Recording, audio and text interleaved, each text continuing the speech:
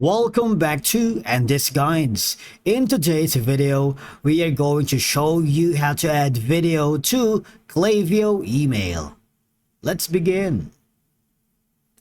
Now, the first thing you need to do is to log in using your credentials. If this is your first time here on Klaviyo, click the sign up option. And from here, just follow the on-screen instructions and you're good to go. Now, let me tell you that adding video to your Klaviyo email campaigns can significantly enhance engagement and effectiveness in a lot of ways, because videos allows you to convey complex messages or tell stories visually, which can be more compelling and memorable than written content alone.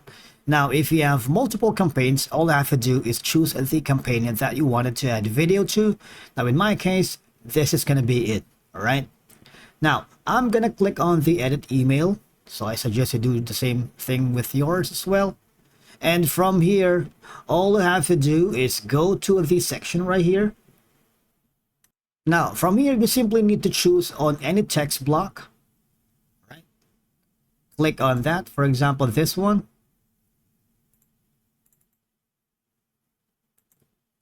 Now, the next is click on the link right here.